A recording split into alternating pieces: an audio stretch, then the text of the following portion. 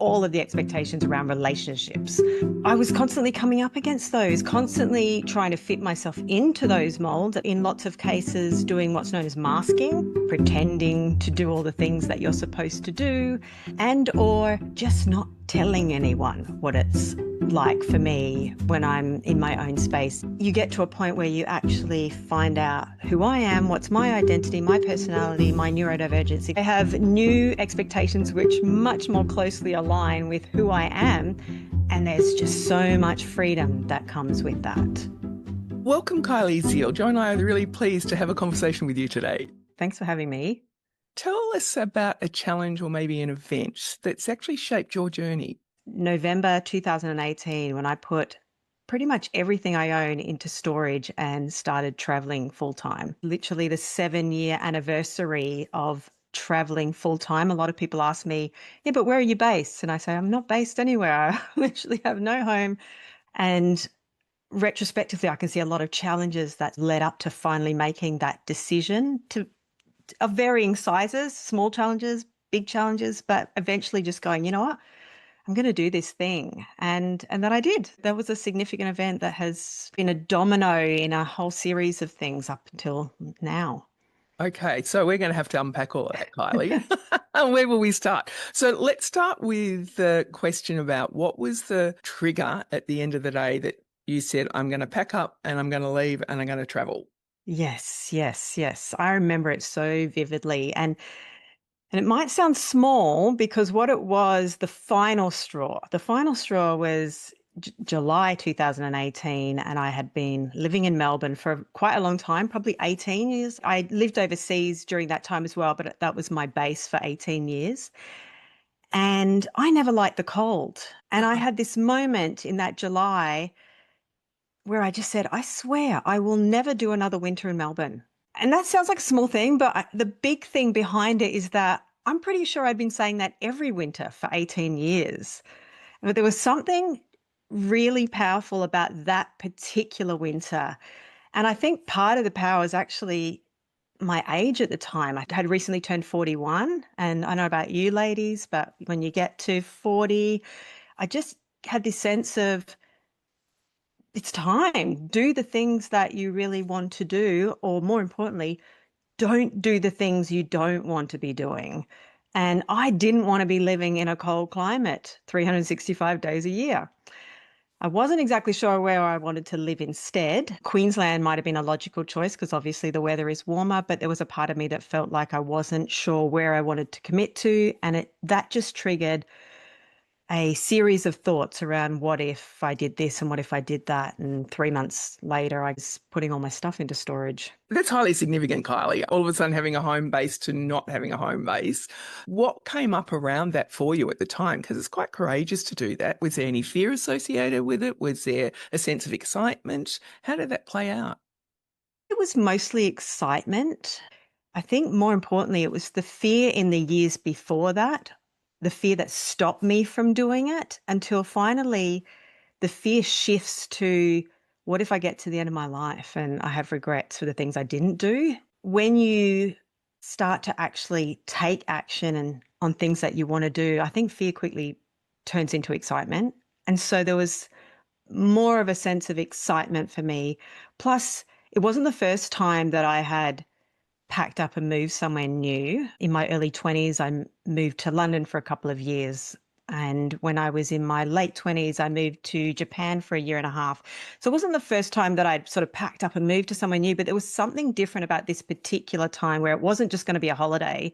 I didn't have an endpoint and I was putting everything into storage as opposed to leave things behind. I can't remember exactly how it went down in those other previous times, but there was something that felt different about it. So that fear, Kylie, I don't want to get to the end of my life and have regrets. Was that something that had been with you on your journey for a while? Yeah, I think that is part of my personality. I do seem to have a thing around there never being enough time. I do wonder if the ultimate cause of this is that life is short. Just an ongoing question or thought in my mind, whether I'm conscious or unconscious of it. I do have concerns about wasting life, wasting time. Where does that come from, Kylie? Is that a pattern? that you've noticed in life through other aspects, or is it just around your work or what you do or how you live life generally? Okay, so this is probably going to take us down an interesting path because it was only about 3 years ago that I was diagnosed as neurodivergent, including ADHD and autism. And I see now so much in hindsight. There was so much of me that I think felt like I always took longer to do things than other people, or things seemed confusing. And there was always this sense of needing to catch up with everyone around me. Or why can't I just seem to, where's the rule book? Like they handed out a rule book and I didn't get it. And there was a part of me that always felt like I don't really understand what's going on, how life works. I think there was a part of me that just felt like always struggling to keep up. On the other hand, it's built incredible tenacity within me, and I not want to give up easily on things. So I'll keep trying. But that's where it comes from, because I've asked myself that question a lot. Like, where does this concern about getting everything done come from? And in more recent years, I realize it's probably just how I'm wired. Mm. And has it shown up earlier in your life, Kylie? Did you find that way of living was, a theme in your earlier years? There's so much retrospectively that makes sense when you understand your own uniqueness and personality. So yes, it's contributed to that, but I also see how it's ultimately contributed to me choosing this particular lifestyle. I've built a lifestyle that works around my brain. And I see how prior to working for myself and starting my own business, I was constantly just trying to fit in. I've had jobs where I've worked 9 to 5, sometimes 5 days a week, often only 4 days a week, because on some intuitive level, I knew I'm not going to work 5 days a week for an employer. It feels, to be honest, it just felt like my soul was dying. But I didn't know back then what I know now. And it was just me trying to fit myself into somewhere that I didn't belong. And what I need on a day-to-day basis is to live my life and my routine in a way that has a lot of freedom and flexibility. So when my energy is good, great, I can get lots of things done. And when my energy feels low, I need to make adjustments to what's in my workload. I can just do that when I run my own business. And the fact that I just do work that I love, I basically turned my hobby into my job and my business. Compare this to when you're working for someone else and you're delivering on someone else's objectives and you're working somebody else's hours. You must turn up at this time. You must finish at this time. You must take lunch around this time. For some people, that's perfect. Some people love that routine. They love being in a workplace and having colleagues around them. I don't actually. I have a very high threshold for solitude. I love my routines, but I like them to be my routines. And I love it. Over the last 7 years, from the day that I made that decision and the moment that I started traveling, every day I feel like my life has more and more molded around my preferences and styles and the way my brain likes to function. And I love it now that I just get to live life how I want to. You said it's just recent that you've really come clear about the ADHD and the neurodivergence. Mm. And yet you made those decisions well before to move and to pack up and just travel before you had a clue about that. What was it in you that knew innately, I guess, of what you Hmm. needed? How did you navigate that, particularly when you were getting a lot of feedback from the rest of the world? Tell me more about that. There's stuff that I knew intuitively, but I didn't have the language or explanation for it. What's been powerful around having an actual diagnosis is to let go of being wrong, Mm. because that's what was an issue before. Is intuitively I knew I don't want to work more than 4 days a week for somebody else. I had strong boundaries around things that I did and didn't want to do. But the problem was those boundaries were constantly coming up against social expectations around how to behave, even like how late you should stay out when you go out for drinks with friends, and how you're meant to behave. And of course, all of the expectations around relationships. And I was constantly coming up against those, constantly trying to fit myself into those molds at the same time, on and off, but other times going, no, that's just not what works for me. And therefore, in lots of cases, doing what's known as masking and basically pretending to do all the things that you're supposed to do, and or just not telling anyone what it's like for me when I'm in my own space, in my own time, which is another form of masking, really. And you get to a point where you actually find out who I am, what's my identity, my personality, my neurodivergence, and no longer am I coming up against that wall of expectations because the expectations are suddenly gone. Or I have new expectations which much more closely align with who I am. And there's just so much freedom that comes with that. Wow. Sounds liberating. It was incredibly liberating. Yeah, thank you. And it continues to be. It's ebbs and flows. There's a whole lot of different emotions and thoughts that come along. So yes, the liberating element and the freedom, which I love, but there's also occasionally regrets or feelings of, oh, how could life have been different if I'd known this earlier? How could life have been easier? But at the same time, in some ways, I'm glad I didn't know because, again, I think I built a lot of tenacity and courage and stamina just by having to constantly go up against that. And it allowed me to build the muscle to do that despite the assumption or belief that I can't. And then figuring out, well, how am I going to do it anyway if the world is saying you can't? And I think quite naturally, if the world wasn't saying I can't because I had been diagnosed earlier, I knew more then I wouldn't have had to build those muscles. And I'm glad I built those muscles. You know, there's pros and cons, I think, knowing and not knowing. I'm getting the feeling that what you did was you actually learnt to live the generic roadmap so that you knew and understood what that was, so that when you actually eventually found that you were neurodivergent and had ADHD, you could create your own roadmap much more easily to follow your truth.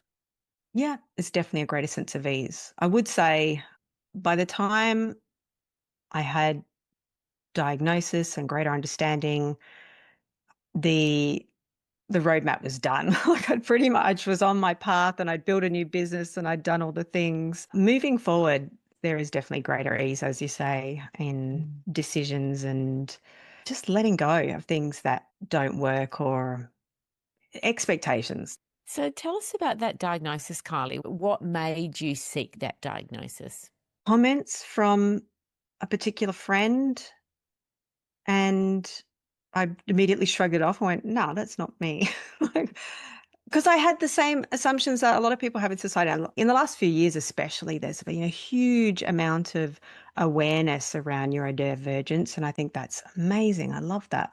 But at the time, it was, you don't know what you don't know, basically. You do not know what you don't know. And someone says to you, that's not normal. And I'm like, isn't it? And it was just even something about the way I make decisions or the way that I do my planning or some appointments, for example, that I don't like to go to because it just feels too hard to do certain things. And they said, yeah, there's just something that said that that's not normal. And that led to me exploring. And suddenly you realize, oh, what I thought was the truth is actually there's a whole lot of variance of the truth. And then also coming from my family, my father especially, who is incredibly neurodivergent, but I didn't know he was neurodivergent. He was just dad, right? Sometimes when you're comparing yourself to people around you, it feels normal, but you don't know what's going on necessarily in other people's households and other people's lifestyles. And so it's allowed me to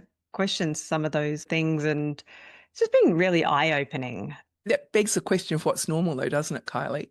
Because you're very normal in your world. That is normal. Everything that you're doing now. In fact, you were not normal before when you were trying to fit into a system that just clearly didn't work for you. It didn't, and the whole journey reminded me of an experience when I was 16 at the time, and I went to see one of my teachers, and I remember so vividly that one of the things I said to this teacher was, there's something wrong with my brain. And it was a really hard thing to say. I remember I started crying, and I don't know how it landed for this teacher, or cutting a long story short, all I remember was I didn't get any help. I left that day embarrassed and ashamed and confronted that I'd shared this, and it was pretty much dismissed. I left that day thinking, okay, whatever it is, whatever the issue is, you're on your own and you're going to figure it out on your own. That decision just stuck with me the rest of the time. I don't necessarily want to have bad feelings towards that teacher. I don't know why they behaved the way that they did that day. But like I said, some good things happened as well. I feel like it's allowed me to build muscles and tenacity. And so maybe everything happened the way it's supposed to. I mentioned before, just no longer coming up against the difference of how I thought it was supposed to be or expectations. In some ways, just with getting older, I let go of a lot of expectations. It was just next level letting go. I mean, I don't think I've changed much since the diagnosis because I'd already kind of evolved into this person I was quite happy with anyway. I just want to make a point here, though, Yeah. Kylie. Good on you, because look at how you navigated that with or without the diagnosis. It's somewhere along the line you knew yourself so well that even though there was pushback from the societal things, you had an innate radar within yourself that allowed you to build the life that you needed to build. And, you know, I think you're right. I think I do have an innate radar. And this is only something I've recently given myself credit for, thanks to some other people that I've had discussions with, because I look at people around me, and there was one wonderful person in particular that had a really powerful conversation with around neurodiversity, and she had a whole bunch of letters after her name and had this amazing career. And I said to her, well, how did you do it? We're both neurodiverse, but did my degree. Once you get the piece of paper, that certificate, it'll feel like it was all worth it. And I remember thinking, yeah, I'm glad that I've got the piece of paper, but I don't feel like it was worth it. That was so hard to get it.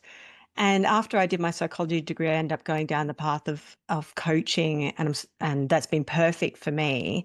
Whereas she went down the path of doing her master's and becoming a registered psychologist. And so that's a bit of background. So I had a conversation with her about how she did that. I always felt like, oh, I don't want to work more than 4 days a week. That's my boundary. That's enough. I feel like I'm pushing myself too hard if I do more than that.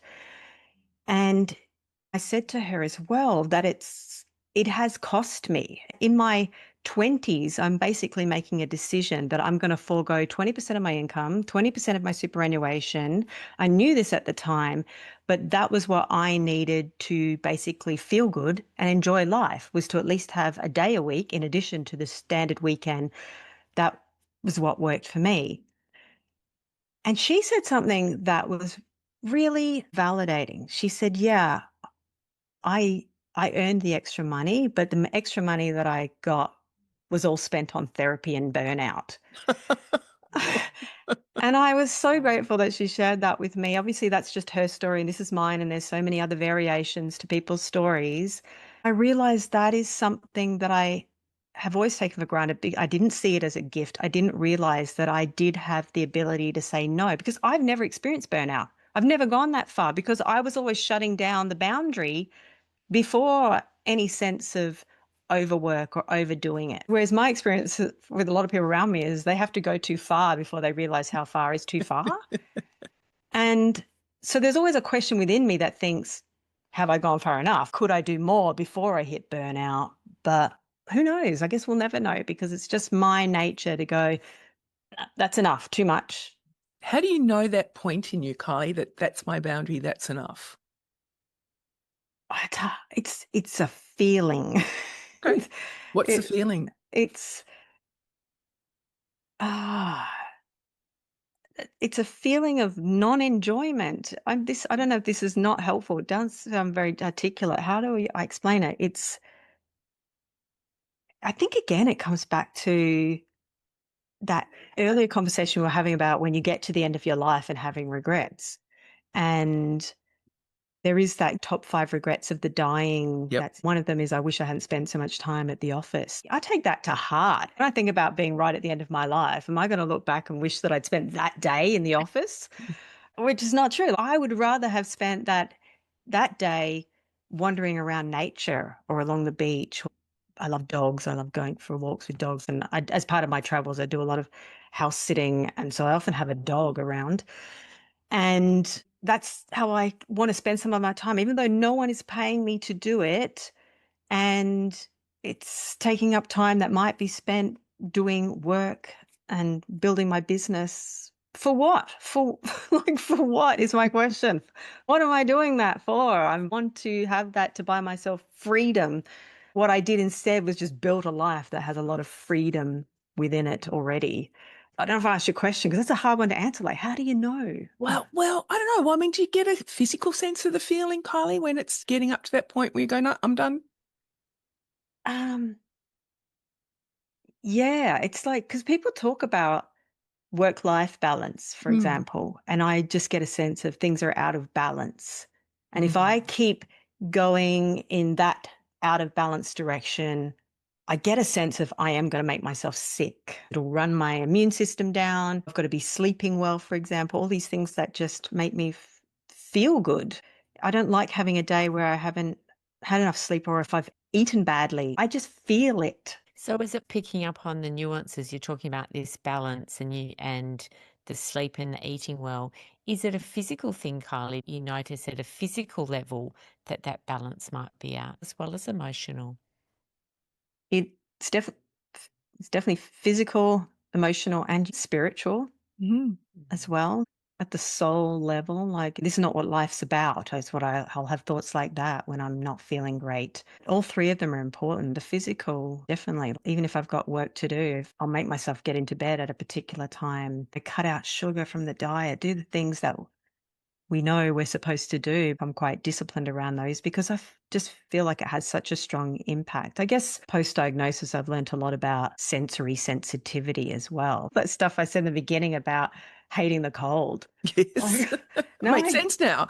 it's a total sensory overload to get into a cold environment for me. It's so bad. And who knows, now that I'm talking about it with you two wonderful people, I'm so enjoying exploring this.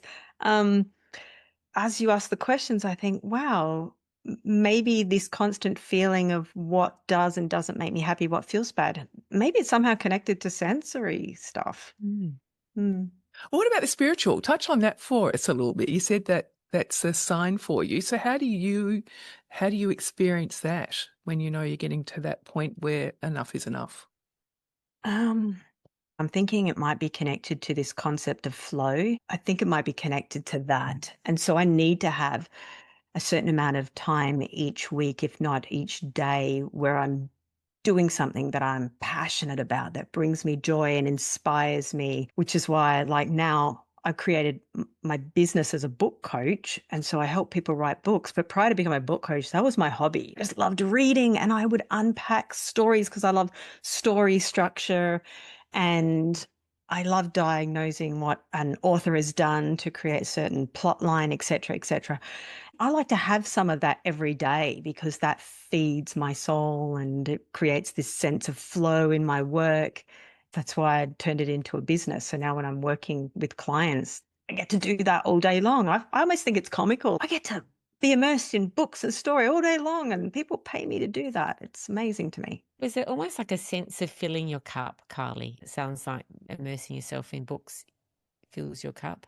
Yeah. Yeah. I mean, I don't usually use that analogy, but it makes complete sense. There is a sense of needing to be fulfilled. I mean, life is life. Other times you've got to do stuff you don't enjoy and do your tax return and stuff that's probably emptying the cup. That's where you apply discipline. But it's easier to do those things when your cup's not empty. And, Sounds to me on a spiritual level, Kylie, that you're almost living your soul purpose very beautifully and with grace. oh, wow, that sounds like a big compliment. Maybe I am. Yeah, living a purpose with. I am. I guess I don't lean into words like with grace because it actually feels for me like a necessity. This is not a choice, actually. Maybe that's where the neurodivergence, the autism might be a gift because it's made me have strong boundaries. But it does also feel like if I don't have these things, I am going to feel stressed or anxious, or I'm just not going to feel right in the world.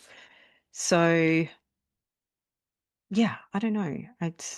But I'll take it. I'll take the compliment. Thank Absolutely. you. I mean, I'm not suggesting, and I'm not trying to say that there's not been a high level of struggle for you to get to this point, because you've had to really navigate a world that doesn't, or a system or a roadmap that doesn't serve you.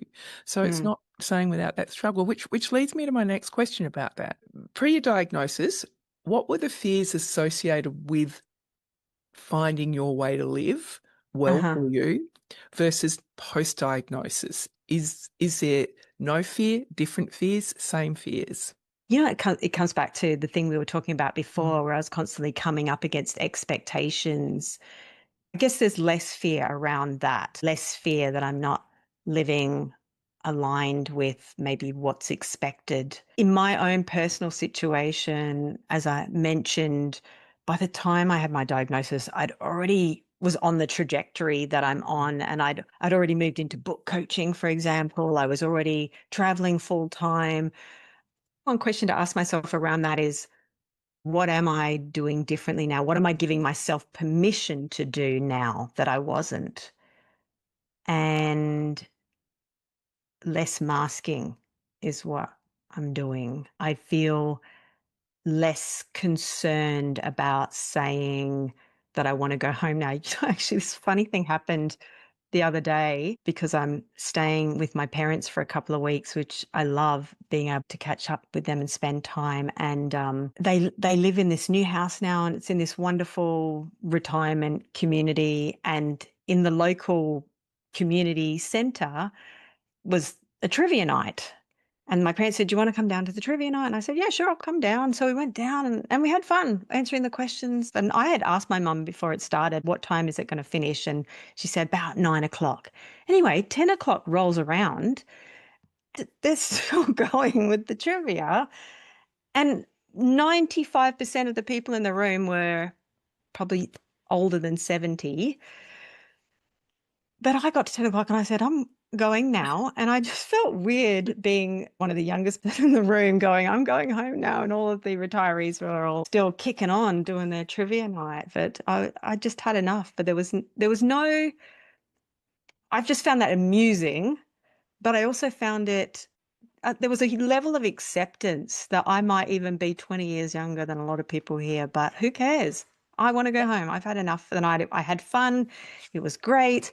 And I am done. And I remember laughing to myself as I walked out away from all of these retirees and going home to bed.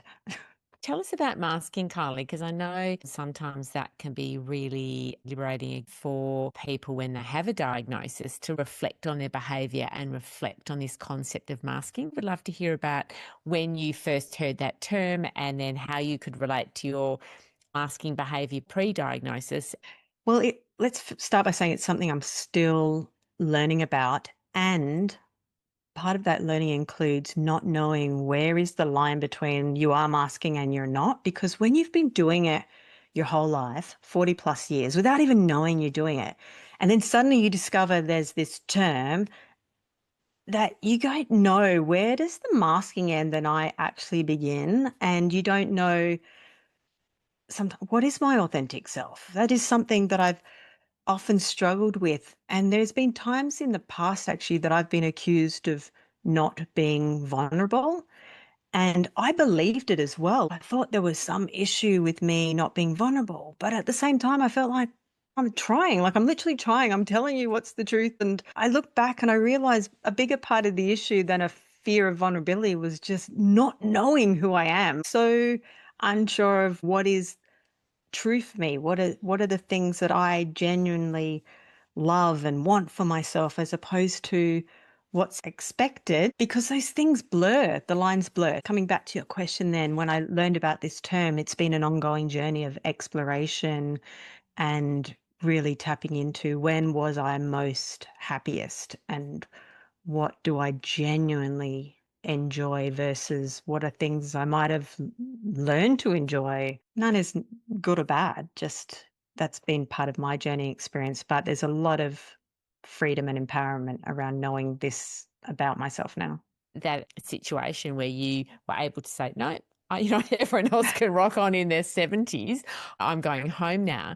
Would you have done that in the past, knowing, or perhaps that would be a situation where masking might have come into play and you might have felt that the rules were you needed to stay longer? That is a good question. If I didn't know about neurodiversity and masking last Thursday night or whenever it was, I may have still gone home, but that's just because I'm in my 40s now and I'm tired and you do Bad start luck. to care less anyway. But there has definitely been countless times throughout my history where I stayed at places longer than I wanted to. In fact, I have a memory of being at a friend's wedding and it was getting well into the night and everyone was dancing and I just remember the music being too loud and being tired. And I remember thinking, it's okay to just leave and not even feeling like I need to go and say goodbye. I could just sneak out. And I genuinely thought no one would even notice if I left. The following week, I ended up having a conversation with my friend who was the bride, and she had been a bit upset that I had left and not said goodbye. That's one incident where I wish I'd known then what I know now. I just accepted it and I apologized profusely to her and I just took it all on board as my responsibility and I shouldn't have done that. I shouldn't have left without saying goodbye. Whereas if I knew then what I know now, that's one time that I would have managed my boundaries better or just owned what's my truth. And I also remember instances of running and hiding in the bathroom because things are too noisy and too loud when probably I would have been better off just to be at home. I love the fact, Kylie, that you are really standing within your own power about who you are and what you need, regardless of what society thinks is good or not so good. And I love the fact that without the diagnosis, you still did that. And I love the fact that you had the courage to do that. So where does that come from? I think it just comes from the women who've gone before me. When I see empowered, amazing women around me who are creating the lives that they want, I find that inspiring. So my whole life I've looked for people who are doing it, better than me or think people that have things to learn from. There's just a natural part of growing and developing. I've spent years in therapy and coaching, dealing with my stuff and my fears. I did all of that coaching and therapy whilst in hindsight thinking that my neurodiversity was a flaw somehow. It was just a part of my personality that was getting in the way of being effective at times. Whereas now I see, well, in some ways it did get in the way, but in other ways it's been this incredible strength, things that I'm able to do quite easily that for one, I was probably taking for granted. I often have a tendency to think if I can do it easily, surely everybody can do it easily. But also seeing how those strengths are directly a result of how my brain functions. I have high attention to detail, which makes me incredible as a book coach, if I may say so myself, in the way that I'm able to pick up on story structure or when there's missing pieces or when I've got clients who are writing chapters and we've already done the book plan and I'm very quick to notice even small differences between what is the plan for a chapter versus what is actually in the chapter. And those things, they just jump out at me. I've been quite high in responsibility my whole life, that knowing that if things in my life aren't working the way that I want them to, I have somehow created that. And I've always viewed that as one of the most powerful positions to take. If I own that I've somehow created this, then in the very same breath, I'm saying that and I also have the power to change it, as opposed to being a victim of circumstances. That's also contributed. I love that you just said neurodiversity is your strength. Thank you. Yeah. Mm. Wow. It is such a gift that when we can truly be centered within ourselves and own that, that all of a sudden, the word you use, Kylie, is liberation. I use a word alongside that. It's permission, and permission to self, to be who you are and and accepting. It leads to a full acceptance. That is just such a beautiful thing that each of us could do for ourselves, and something that you've displayed just beautifully today. Thank you. You guys have really given me a gift actually to reflect on those things that I think I often take for granted. In this conversation on self reflection, I think I do have a high level of self acceptance, which definitely has not always been there. Hmm. But in current times, yes, I think it's probably there. I do have one more question to ask before we wrap up. In that opening, you offered to us what was the one event, and you said it was packing up everything and deciding to have a lifestyle where you were moving. Knowing what you know now with your diagnosis, how does that fit who you are, a lifestyle of moving? That is such a great question. The reason it's great is because people tend to make a lot of assumptions when you say that you travel full time. There's this natural assumption that there's something exotic or exciting about traveling full time. And what I often end up explaining is I am such a creature of habit and routine, which is quite an autistic way of being. I'm an incredible homebody.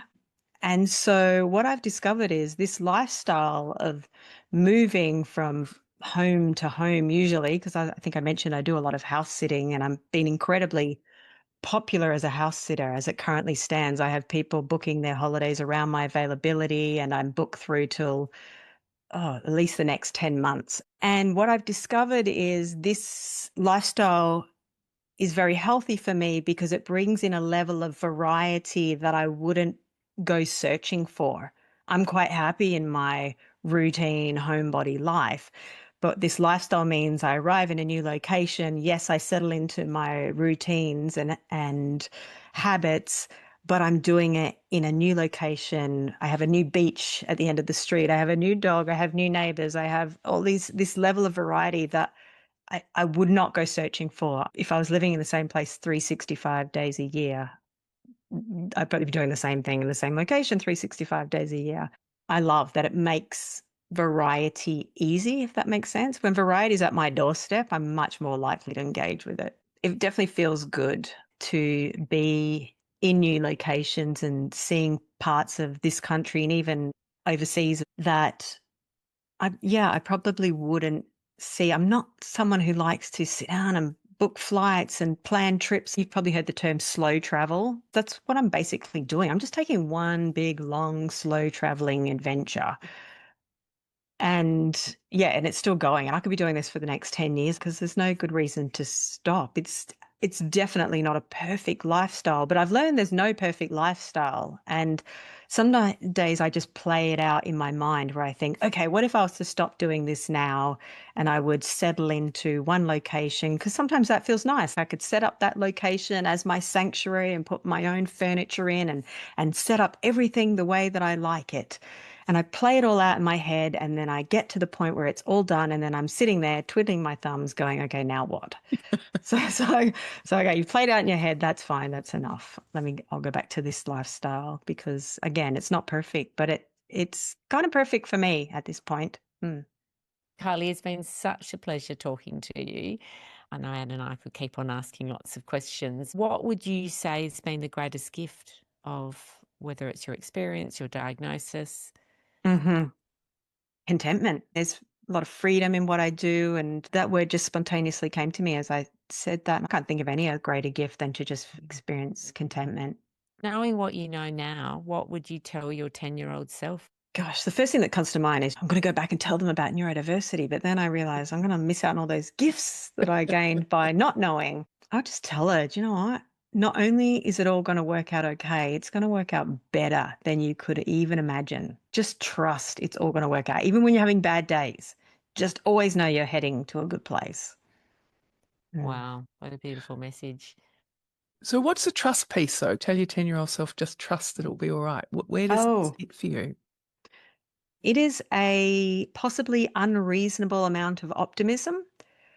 At the same time, it's the other side of the coin. When you're someone who's always mitigating risk and thinking about what could go wrong, at some point, if you don't want to go insane with it, then there comes a point where you go, okay, from this point onwards, you just have faith. You've done everything you can do to mitigate the risk.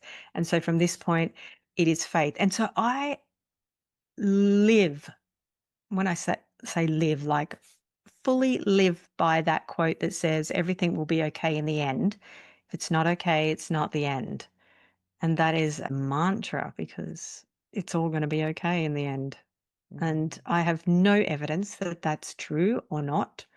I just choose to believe it so I don't go crazy with trying to mitigate risk on everything. Actually, you have lots of proof, Kylie, because look at where you are now. I know, I should just take that on board, what you're saying. But my brain does not rest. It does not. Maybe it's coming back to the self-acceptance piece as well. Like I accept that, yeah, that is the way my brain likes to work. And part of the acceptance is going, and there's positives to that too. In some way, that is going to be a strength. So you take the challenging or the bad with the good. And so, Kylie, for someone else who may be in a similar situation, what would be your top 3 tips? Don't wait for certainty before taking action would be one, because at some point you've just got to take action and have faith that it's going to work out. And if it doesn't, you'll figure out the next piece. Trust intuition. I've always said, and I wrote about this in my second book, actually, I always said that intuition's never the problem. The problem is always having the confidence to act on the intuition that you have.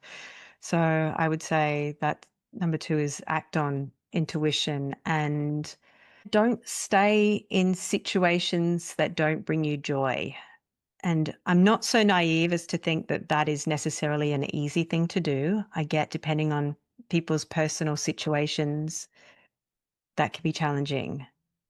And I would say, even if it's one small step at a time, be moving towards the thing that you believe is going to bring you joy. You are living that, Kylie, through everything you've just shared with us. Thank you so much for sharing your journey with us, Kylie. It's been such a pleasure. Thank you. Okay, that's our episode for today of What's Fear Got to Do with It. Thanks so much for your company. We hope you found it insightful and it left you with some helpful tips from our guests and some great points for you to reflect on. Don't forget to subscribe to us on Substack or follow us on your favourite platform and leave a review. We'd love to know your thoughts. Maybe you'd like to be a guest or you know someone who you would like to hear their story. Reach out to us on Insta at whatsfear_podcast or email us at info@whatsfear.com. All the guests' show notes are below, and until next time, from Jo and I, take care, stay curious and keep the conversation going.